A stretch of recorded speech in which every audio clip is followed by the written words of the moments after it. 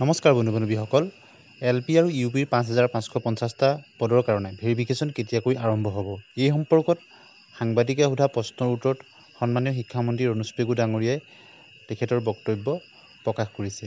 আহকচোন শিক্ষামন্ত্ৰী মহোদয় এই সম্পৰ্কত কি বক্তব্য প্ৰকাশ কৰিছিল আপোনালোকে শুনি লওক।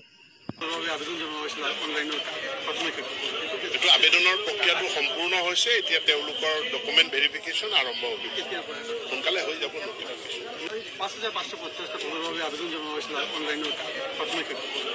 আবেদনৰ প্ৰক্ৰিয়াটো সম্পূৰ্ণ হৈছে, এতিয়া তেওঁলোকৰ ডকুমেণ্ট ভেৰিফিকেশ্যন আৰম্ভ হ'ব। সোনকালে হৈ যাব।